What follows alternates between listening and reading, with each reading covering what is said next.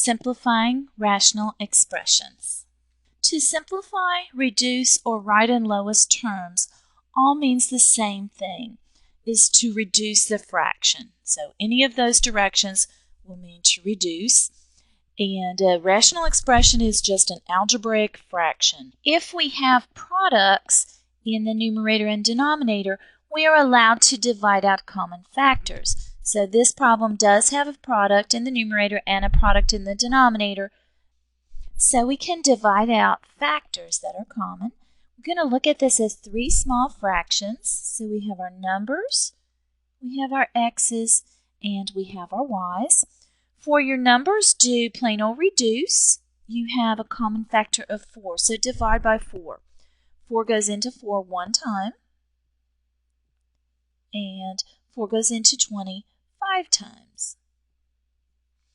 Then with the x's, you'll use your exponent rule. So you're going to subtract the exponents. 2 minus 1 will give you x to the first, or just x.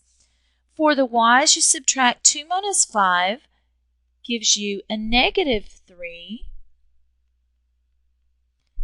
And then remember, a negative exponent, you have to switch the position. So it's going to go in the denominator. Or if you think of the picture, you have 2y's over 5y's. If you divide out 2, it's going to leave 3 in the denominator. So the y to the third goes in the denominator. And then on your numerator, if you have anything else there, you don't have to write the 1, because 1 times x is still x. So a more simplified version is just x. So x over 5y cubed is our reduced fraction. Let's look at the following two rational expressions. One can be reduced and one cannot. For the first one, because you do have a product in your denominator, you are allowed to divide off a piece of it. So you are allowed to divide out the common factor of 5. So 5 goes into 5 one time and one time in the denominator. And so we end up with 1 over 1x, or just x. The second fraction cannot be reduced because in the denominator you do not have a product. So you're not allowed to take the 5 off. You have to keep the whole x plus 5 together. So the second one cannot be reduced because you must have products to reduce. So to reduce rational expressions, we must factor first so that we have products. So if we want to reduce the following rational expression, we will have to factor first, because notice you have a sign in between on your numerator and also in your denominator. So these are not products. So we'll factor each. On the numerator, we have two terms. It's minus exponent of 2. Good candidate is difference of squares.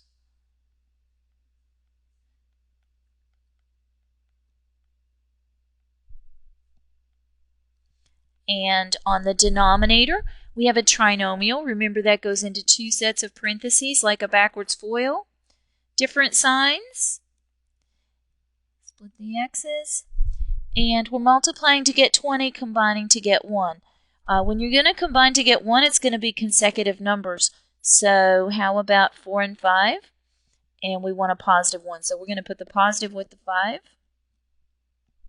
And check. Remember, do your outside and inside on your FOIL, because if you factor wrong, it's going to be wrong. Now we're ready to divide out common factors. So we look at our fraction. The x plus 5 matches, so we can divide it out. The others we cannot divide out, so we'll just take them over to our answer. And make sure you stop here. You're not allowed to divide out the x's because this is not a product, so you cannot take off a piece of it. Let's look at one more example. Simplify this rational expression. We do have to factor because we have the plus and minus in between. We don't have a product. So on our numerator, because the exponent is a 1, your only candidate is GCF. So we can take out a GCF. So we take out a 4. Remember, that's one set of parentheses, and that will leave x plus 3. On the denominator, a trinomial again, 2 sets of parentheses like your backwards FOIL. different signs. Split the x's, and we're multiplying to get 12 and combining to get a negative 1. So combining to get a 1 is going to be consecutive numbers. So 4 and 3, and since we want negative 1, we need that negative with the 4. And check, make sure it works. Now you're ready to divide out common factors. So we can divide out the x plus 3 and then put our problem back together.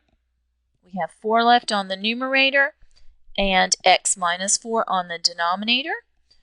This is all we can do. We need to stop here because the denominator is not a product. Remember, in rational expressions, we have to have products to be able to divide out.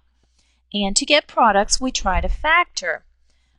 This problem, there's not any factoring we can do. On the numerator, exponents are 1, nothing we can do. Denominator, same situation. If we look closely at this problem, though, we realize that they're actually the same thing.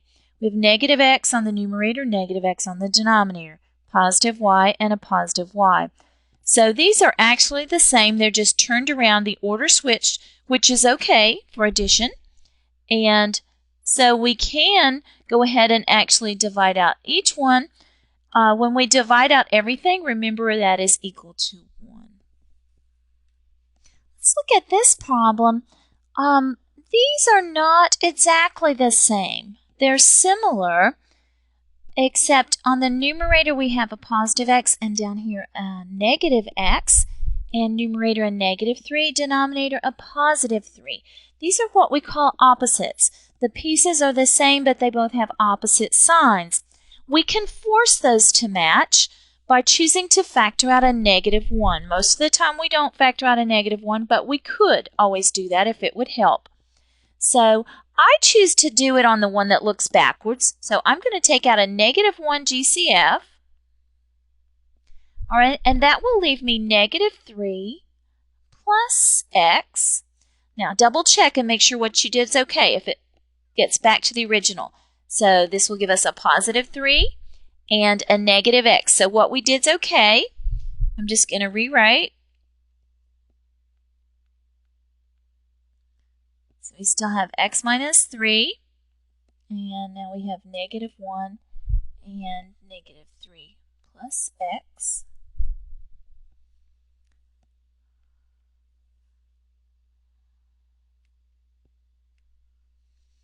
But now the x minus 3 and the negative 3 plus x match. They're just turned around. Both have positive x, both have negative 3.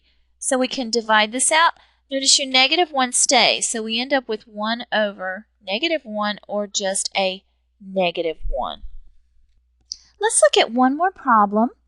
On this one, you might not recognize anything about opposites right now. What I would tend to see is a GCF on the numerator. So let's factor out that 2 GCF, and it leaves us x minus 7 over 7 minus x. Then you might notice, oh, I have this situation that's opposites. And that piece is going to give us negative 1. We can go through the steps. So we can do it on the denominator, the one that looks backwards. We could do either, but we'll do the denominator. And so we'll factor out a negative 1. That will leave us a negative 7 plus x. Double check. So this is 7 and minus x. So what we did is fine. We'll rewrite.